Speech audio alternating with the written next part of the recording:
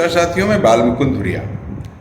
पांचों राज्यों के उपचुनाव की रणभेरी बज चुकी है और छत्तीसगढ़, मध्य प्रदेश और राजस्थान में कांग्रेस की तैयारी हर हाल में भाजपा से अच्छी लग रही है। अब चुनाव का परिणाम जो होगा वो तो देखा जाएगा, लेकिन लग रहा है कि चीज़ें कांग्रेस के पक्ष में ज़्यादा हैं। इसमें ऐसे लगने का केवल विषय नहीं है। इधर के दिनों में चाहे प्रियंका जी हों चाहे राहुल जी हों, इनका चुनाव प्रचार की शैली जो है थोड़ा डिफरेंट है। वो तमाम मुद्दों को ऑथेंटिक रूप से उठाते हुए जनता से जुड़ने का पूरा अभियान बना रहे हैं। आप सोचिए कि एक दौर था जो चिघाड़ के मोदी जी कितना करोड़ बिहार का, आपको याद होगा, पैकेज देने वाला बात कर रहे थे।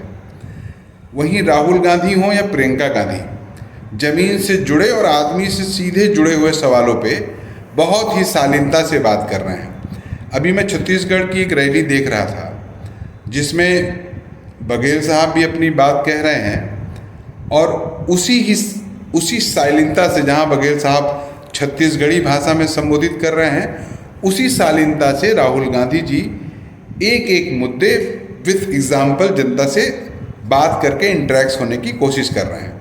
चुनाव का परिणाम चाहे जो हो, लेकिन इस लेवल पे जनता से बात करना, इस लेवल की जनता के मुद्दों पे जनता से बात करना, कि एक दौर में जैसे हम लोग हिंदी बनाम इंग्लिश सुना करते थे, छत्तीसगढ़ में हमको लगता है ये इशू होगा। हम लोग उत्तर प्रदेश में बैठे हैं तो हम लोग को बहुत समझ में नहीं आ रहा है कि वहाँ इंग्लिश को डाइल्यूट करते हुए भाजपा अपना अभियान चला रही है कि छत्तीसगढ़ी और हिंदी एक भाषा हो।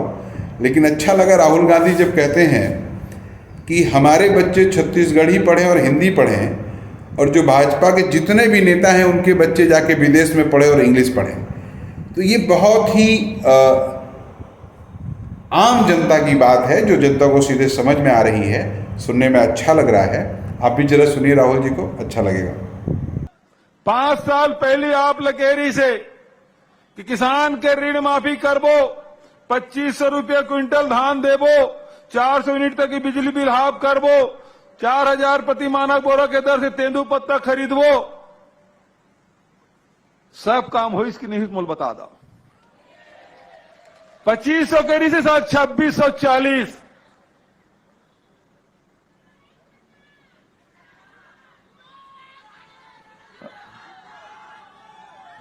काका अभी जिंदा है। सवाल ये बात के है, एक रास्ता जिन राहुल जी के, कांग्रेस पार्टी के, जिन हमेशा गरीब के, किसान के, मजदूर के, नौजवान के, महिला मन के हित में फैसला करते, आदिवासी अनुसूचित जाति के हित में फैसला करते, और दूसर तरफ लगातार देश के, प्रदेश के धन संपदा एक आदमी देख काम करे थे, ये भारतीय जनता पार्टी। औकर नेता मोदी जी, औकर संगवारी अमित शाह एक जन यूं हावे रमन सिंह, वही तो देवाही। तो भाजपा चुनाव ना नहीं लड़ा थे, रमन सिंह चुनाव लड़ा था, कारण की दूसर मन के चलबे नहीं करी। तो आज फिर से समय है 5 साल बाद चुनाव के, और अब तुम नारा लगाया हो। क्या नारा है? अब की बार, जोर से, अब की बार 75 पार, और 75 नंबर सीट में आम सभा होती। ये ला जीतना है कि नहीं जीतना है?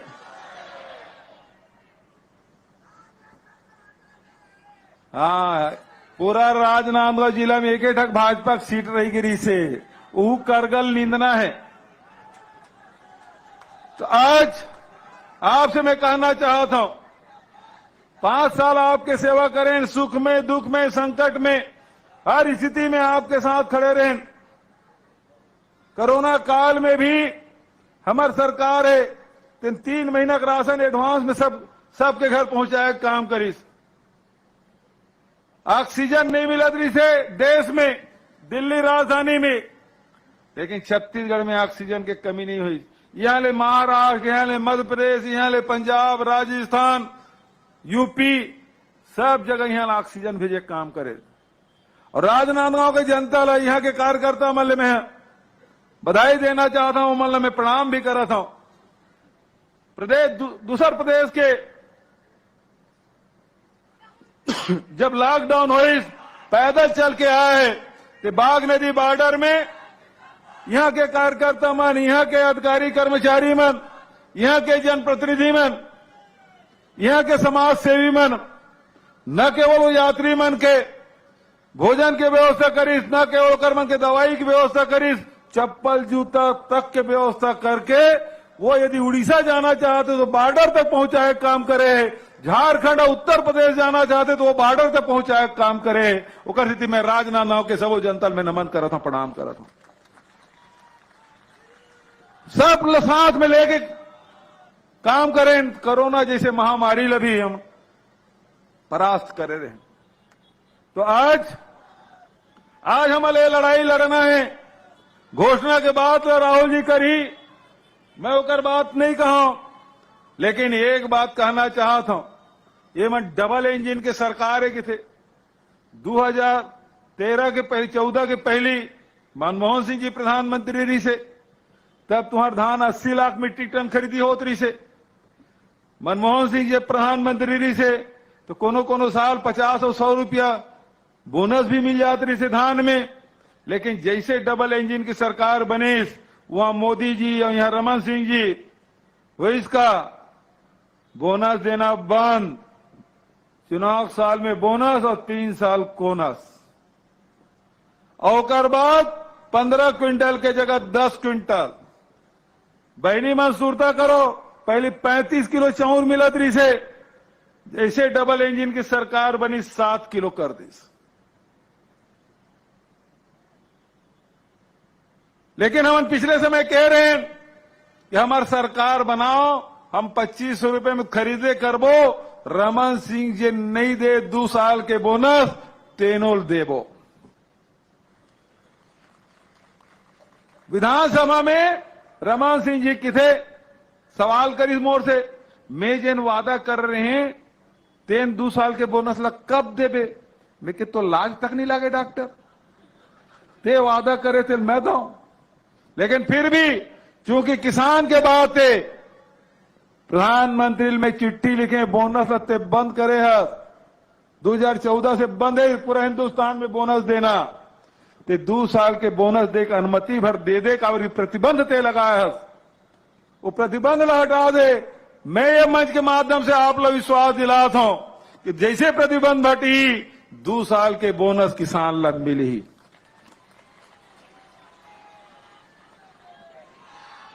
20 क्विंटल भी अभी 1 नवंबर के बेचू और कर बाद सरकार बनाओ, ऋण माफी फिर से होई।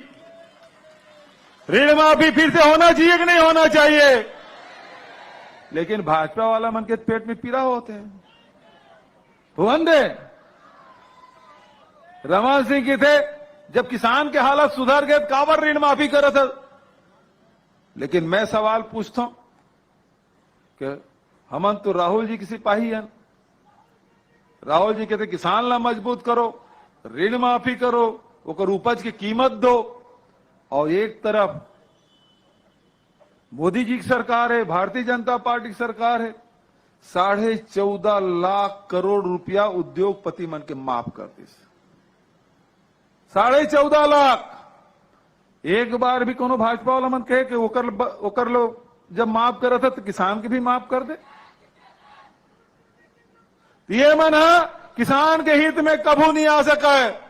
और एक और बात, आखिरी बात कही कि मैं राहुल जी आमंत्रित करूं, वो बात ये है कि रमन सिंह कबू 2100 दे के बात कर रही से, कबू 300 रुपया दे के बात कर रही से, आदिवासी मतलब जर्सी गाय दूं की बात कर रही थे। वो अलग बात है, वो गिरवा बनाए रही थी, खुटी में रखे रखे सर गए, लेकिन गाय जर्सी एक ठक नहीं मिली। तेकर मन के बात के कोई गारंटी नहीं है का विश्वास है कर मन के? और हमार जिन भरोसा है, हमार बात, हमार जिन गारंटी है, तेकर भरोसा पूरा छत्तीसगढ़ करते। है नहीं भरोसा? भरोसा है ना? कांग्रेस के ऊपर भरोसा है, छत्तीसगढ़ की सरकार के ऊपर भरोसा है। ये भरोसा जिन हम कहें, जिन कांग्रेस पार्टी की, जिन वादा हमारे नेता की कि ये काम करना है, तो निश्चित मान के चला वो काम छत्तीसगढ़ में होकर रही। मैं बहुत ज्यादा देर आपके और राहुल जी के बीच में नहीं रहते हुए आप सबसे जोरदार नारा लगाया कि अपील करा था। सब तैयार हो? कांग्रेस पार्टी, जोर से आवाज नहीं आती। कांग्रेस पार्टी, मल्लिकार्जुन खड़गे, सोनिया गांधी, राहुल गांधी जिंदाबाद, राहुल गांधी जिंदाबाद, राहुल गांधी जिंदाबाद।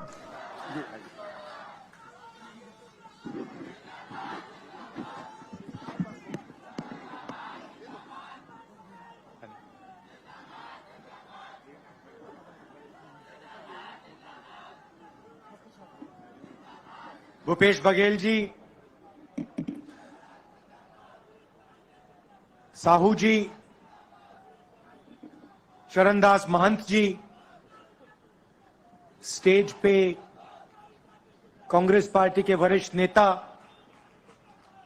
भाइयों और बहनों, प्रेस के हमारे मित्रों, आप सबका यहां बहुत बहुत स्वागत, नमस्कार। भैया आप बंद कीजिए, डिस्टर्ब मत कीजिए।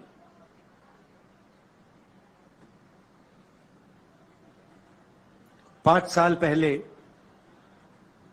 ऐसी ही मीटिंग में बघेल जी ने, मैंने, कांग्रेस पार्टी के सीनियर नेताओं ने छत्तीसगढ़ की जनता से 3-4 वायदे किए थे। सबसे बड़ा वायदा कि छत्तीसगढ़ में किसानों का कर्जा माफ होगा और एक ऐसी सरकार आएगी जो किसानों की रक्षा करेगी, जो किसानों की, मजदूरों की आवाज सुनेगी और उनको सुनकर सरकार चलाई जाएगी। हमने ये भी कहा था कि धान के लिए छत्तीसगढ़ के किसानों को 2,500 रुपए प्रति क्विंटल मिलेगा। अब मैं आपसे पूछना चाहता हूं, क्या हमने आपको सच बोला था या झूठ बोला था? हमने 15-20 बातें नहीं की थी, हमने 4-5 बातें बोली थी, मगर जो हमने स्टेज से बोला वो हमने करके दिखाया। एक और बात, हमने वायदा किया था कि छत्तीसगढ़ में किसानों को 2,500 रुपए क्विंटल मिलेगा। किया था ना? आज क्या रेट है? आज 2,500 है या 2,640 है? 2,640 है। तो जो हमने वायदा किया था उससे हम आगे निकल गए। वहां हम नहीं रुके नहीं। हम आपको यह कह सकते थे कि देखिए, हमने तो 2,500 की बात करी थी, हमने 2,600, 700, 800 की बात तो नहीं की थी, मगर नहीं, हमने उसको 2,640 कर दिया। और आप बोलो भी ना, हम इसको आने वाले समय में 3,000 तक ले जाएंगे। क्यों? आपको बोलने की जरूरत नहीं है, क्योंकि हम किसान के दिल में जो है उसको हम समझ जाते हैं और उसकी आवाज, जो दिल की आवाज होती है, वो हम सुन लेते हैं।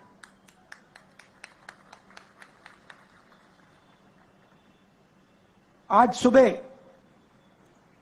किसानों के साथ, मजदूरों के साथ बघेल जी और मैंने थोड़ा काम किया, बातचीत की, और सारे के सारे किसान सब ने हमें कहा कि जो सरकार ने उनके लिए पिछले 5 साल में किया है, उससे पहले किसी सरकार ने ऐसा काम नहीं किया है। 2,500 रुपए प्रति क्विंटल, कर्जा माफ, बिजली बिल हाफ, किसान न्याय योजना में 23,000 करोड़ रुपए 26 लाख किसानों को, मजदूरों को 7,000 रुपए हर साल, 5 लाख मजदूरों को फायदा मिला। अब देखिए कांग्रेस पार्टी का तरीका देखिए। आज सुबह किसानों से बात हुई, मजदूरों से बात हुई। मजदूरों ने हमें कहा, बघेल जी को, साहू जी को, टीएस जी को, मुझे कि 7,000 रुपए थोड़ा कम है। मैंने बघेल जी से गाड़ी में बात की और हमने निर्णय ले लिया कि 7,000 नहीं, अब 10,000 रुपए हो जाएगा।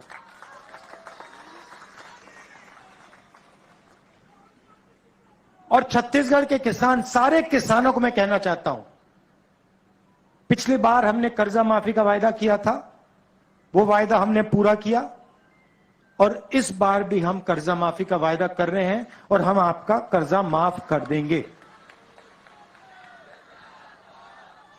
सुबह हमने पूछा, किसानों से पूछा, उनकी जमीन के बारे में पूछा, और मैंने उनसे पूछा, भाई आप जमीन का रेट क्या है? सीधा मुझे जवाब देते हैं, राहुल जी यहां पे कोई जमीन बेचना नहीं चाहता, हमें अब जमीन बेचने की कोई जरूरत ही नहीं है, कोई कर्जा नहीं है, बैंक अकाउंट में पैसा है, हम जमीन बेचने की सोच ही नहीं रहे। तो यह ऐतिहासिक बदलाव आया है और बहुत गहरा बदलाव आया है, और हम चाहते हैं कि किसान, मजदूर, छोटे व्यापारी और मजबूत हो। देखिए, 2 तरीके की सरकार होती है। मैंने कल अपने भाषण में कहा, एक सरकार होती है जो गरीबों के लिए काम करती है, किसानों के लिए, मजदूरों के लिए, बेरोजगार युवाओं के लिए उनकी मदद करती है और पूरी की पूरी अपनी शक्ति उनकी मदद करने में लगा देती है। दूसरी तरीके की सरकार होती है, वो अरबपतियों को देखती है, और जो देश में सबसे अमीर लोग होते हैं, अरबपति जो होते हैं, उनके लिए सरकार काम करती है। बघेल जी ने कहा 14 लाख करोड़ रुपए नरेंद्र मोदी जी की सरकार ने अदानी जी जैसे लोगों का कर्जा माफ किया है। 14 लाख करोड़ रुपए। आप मुझे बताइए, बीजेपी ने कौन सी स्टेट में, हिंदुस्तान में अलग अलग स्टेट में उनकी सरकार है, कौन से स्टेट में बीजेपी ने कर्जा माफ करके दिखाया किसानों का? ये मुझे बता दो। आपको एक स्टेट नहीं मिलेगा। और सेंट्रल सरकार को तो छोड़ दो, उनका तो सीधा अदानी जी के साथ रिश्ता है, 24 घंटा अदानी अदानी अदानी चलता रहता है। खदानें दे दी, एयरपोर्ट दे दिए, पोर्ट दे दिए, किसान के कानून बना दिए उनके लिए। मोदी जी किसानों से कहते हैं, नहीं मैं तो आपके लिए फायदा करना चाहता हूं, मैं किसान बिल लाया हूं। सोचते हैं किसान को कोई समझ नहीं है। आप किसानों के जेब में से पैसा छीनने के लिए कानून लाए थे, आप अदानी जी को पैसा देने के लिए कानून लाए थे। और आप 24 घंटा अदानी जी की मदद करते रहते हैं। और यहां पे आपके जो चीफ मिनिस्टर हैं वो भी अदानी जी जैसे लोगों के लिए ही काम करते हैं। हम किसानों के लिए, मजदूरों के लिए, छोटे व्यापारियों के लिए, युवाओं के लिए काम करते हैं। ये फर्क है। अब देखिए दूसरी बात, जहां भी बीजेपी के नेता जाते हैं वो गरीब लोग से कहते हैं देखो हिंदी पढ़ो, छत्तीसगढ़ी और अंग्रेजी की कोई जरूरत नहीं है, हिंदी की जरूरत है। हमारी सोच दूसरी है। हम कहते हैं हिंदी जरूरी है, छत्तीसगढ़ी जरूरी है और अंग्रेजी भी जरूरी है। क्यों? अगर आप में से किसी को छत्तीसगढ़ में किसी से बात करनी है तो छत्तीसगढ़ी का प्रयोग होगा। अगर आप यूपी जाएंगे, बिहार जाएंगे, बाकी हिंदुस्तान में जाएंगे तो हिंदी का प्रयोग होगा। और अगर आप विदेश में जाना चाहते हैं, कॉल सेंटर में काम करना चाहते हैं, बड़ी बड़ी कंपनी में काम करना चाहते हैं तो आपको अंग्रेजी का प्रयोग करना पड़ेगा। सही बात? सही बात। अब आप एक काम कीजिए, ये जो बीजेपी के नेता आते हैं 24 घंटा हिंदी हिंदी हिंदी बोलते रहते हैं, आप इनसे एक सवाल पूछिए। आप इनसे ये पूछिए, भैया आप कहते हो कि अंग्रेजी नहीं पढ़नी चाहिए, आप कहते हो छत्तीसगढ़ी नहीं पढ़नी चाहिए, आप कहते हो हिंदी होनी चाहिए। आप हमें एक बात बताओ, आपके जो बच्चे हैं वो क्या हिंदी मीडियम स्कूल में पढ़ रहे हैं या अंग्रेजी सीखते हैं? और ये सारे के सारे आपको बताएंगे कि नहीं भैया हमारे बच्चे तो इंग्लिश मीडियम स्कूल में पढ़ाई करते हैं। ये लोग चाहते हैं कि हिंदुस्तान के गरीब लोग कोई भी सपना ना देखें। ये चाहते हैं कि आपके बच्चे मजदूरी करें और उनके बच्चे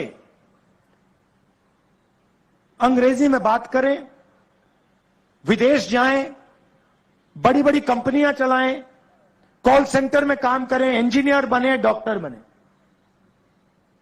हम चाहते हैं कि छत्तीसगढ़ का गरीब से गरीब युवा बड़े से बड़ा सपना देखे।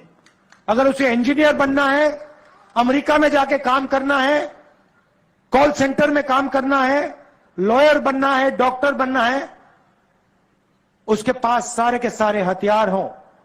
अगर उसे छत्तीसगढ़ी की जरूरत हो छत्तीसगढ़ी, अगर उसे अंग्रेजी की जरूरत हो अंग्रेजी, अगर उसे हिंदी की जरूरत हो तो हिंदी।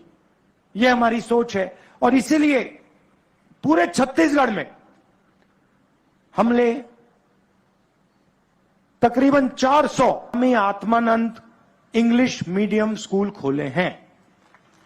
और इसको ये हमने जो जाल फैलाया है इसको हम और फैलाएंगे और इसको और गहरा करेंगे। 33 नई यूनिवर्सिटीज एस्टेब्लिश की हैं। और कल हमने एक नया अनाउंसमेंट किया, केजी टू पीजी। इसका मतलब समझे आप?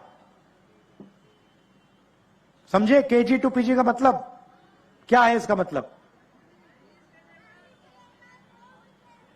केजी से लेकर पीजी तक छत्तीसगढ़ की सरकार मुफ्त में शिक्षा देने जा रही है।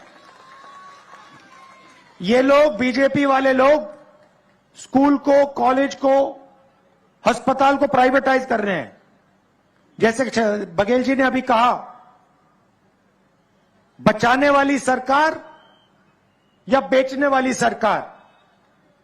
ये लोग अस्पतालों को, स्कूलों को, कॉलेजेस को बेचते हैं, हम बचाते हैं।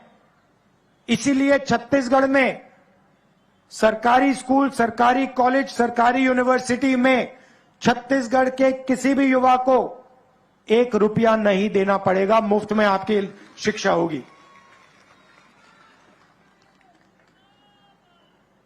पिछले चुनाव में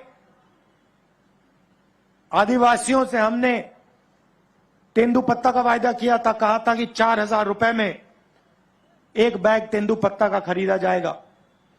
इस बार हम कह रहे हैं 4,000 रुपए साल के आपके ऑटोमेटिक बैंक अकाउंट में हम डाल देंगे, और जो आपके जंगल में जो चीजें उगती हैं,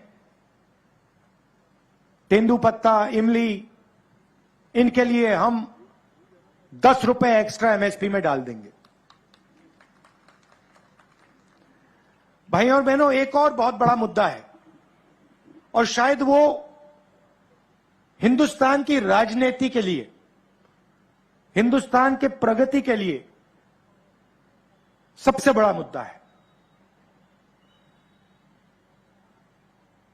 उसको हम जाति जनगणना कहते हैं, कास्ट सेंसस। सवाल यह है कि इस देश में हम जात की बात करते हैं,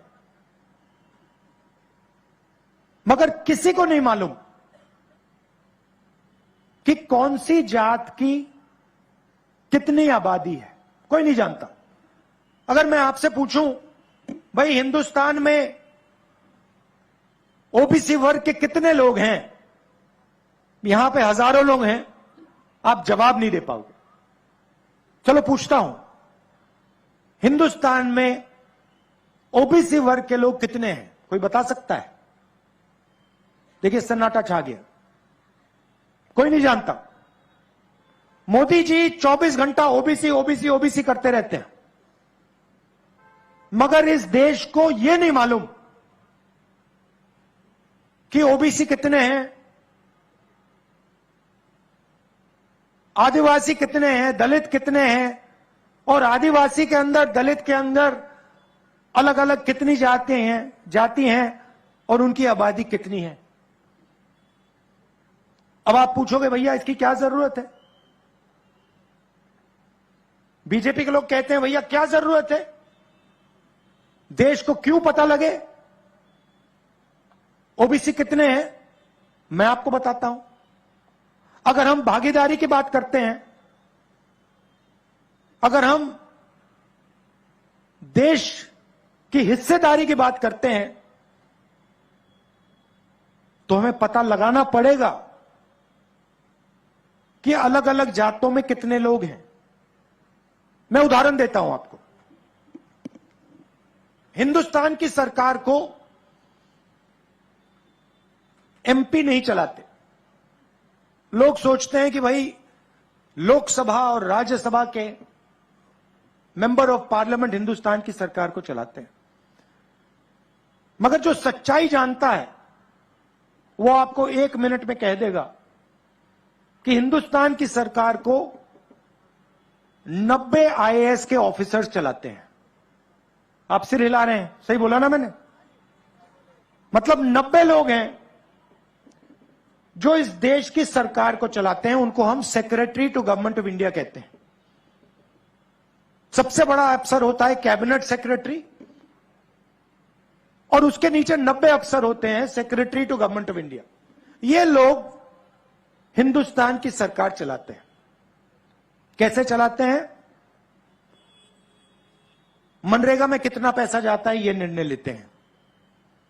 मनरेगा कैसे बनेगा, मजदूरों को कैसे पैसा दिया जाएगा, कॉन्ट्रैक्टर को कैसा पैसा दिया जाएगा, सड़क कहां बनेगी, कैसे बनेगी, अंत में ये लोग निर्णय लेते हैं।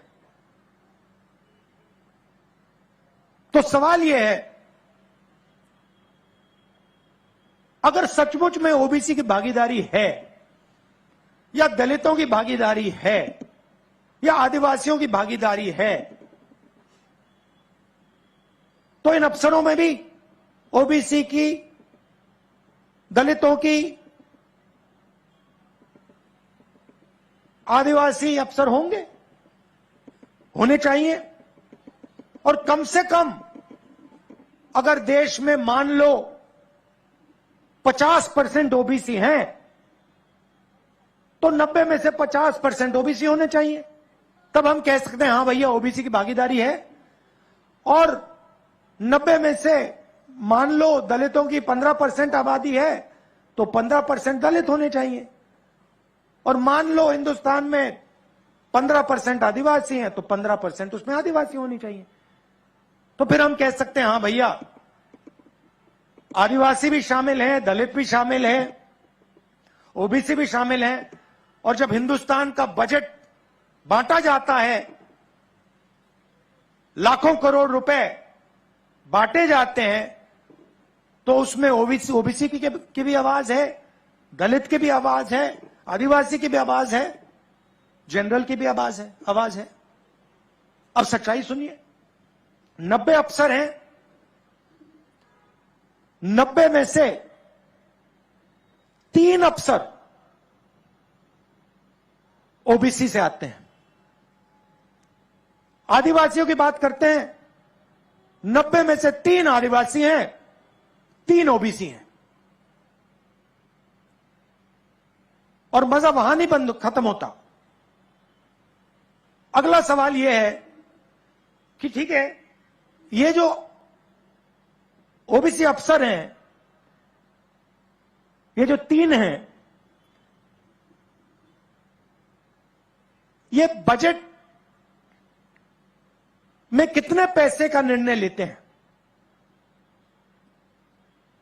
यहां जो ओबीसी युवा हैं, आप हिल जाओगे, आपको गुस्सा आएगा। भाइयों और बहनों, हिंदुस्तान के बजट में ओबीसी अफसर सिर्फ 5% निर्णय लेते हैं। क्या हिंदुस्तान में ओबीसी की आबादी 5% है? कम से कम 50% है। तो ओबीसी युवाओं को नरेंद्र मोदी से यह सवाल पूछना चाहिए, हमारी आबादी 50%, आप 24 घंटे कहते हो ओबीसी सरकार, ओबीसी सरकार, ओबीसी सरकार, और हमारा हक 5%। ये किसका बेवकूफ बना रहे हो आप? यह सवाल हिंदुस्तान के हर ओबीसी युवा को नरेंद्र मोदी से पूछना चाहिए। चलिए अब आदिवासियों की बात करते हैं। यहां आदिवासी हैं। भाइयों और बहनों, ओबीसी 5% निर्णय लेते हैं, आदिवासी कितना लेते हैं? आदिवासी युवा, आप अच्छी तरह सुनो। अगर हिंदुस्तान की सरकार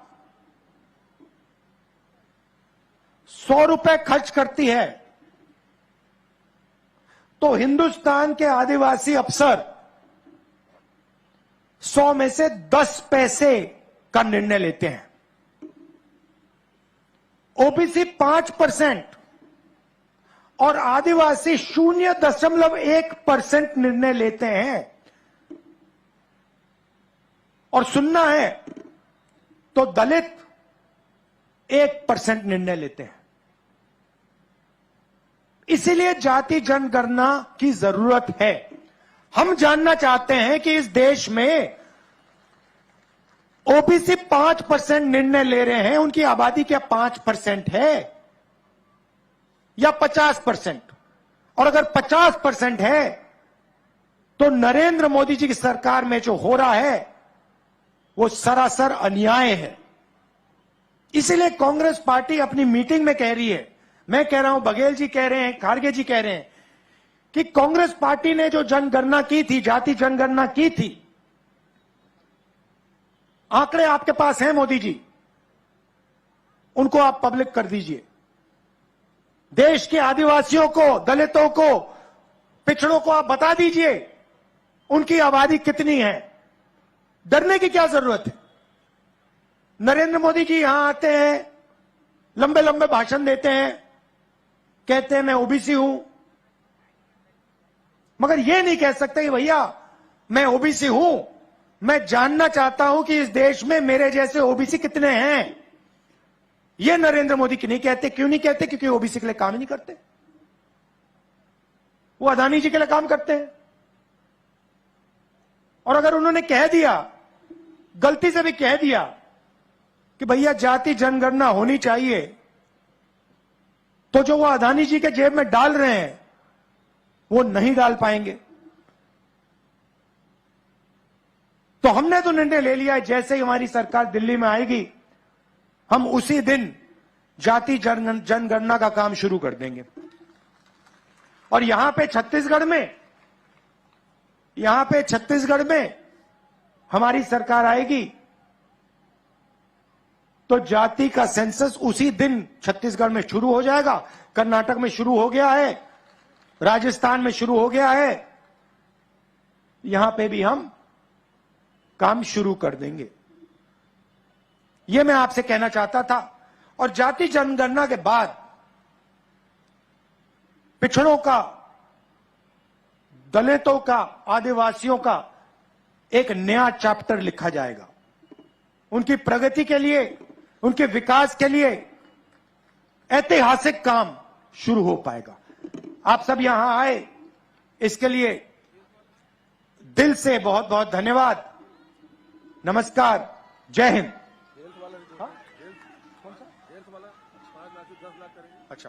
अच्छा, बघेल जी ने कहा कि आपके जो स्वास्थ्य में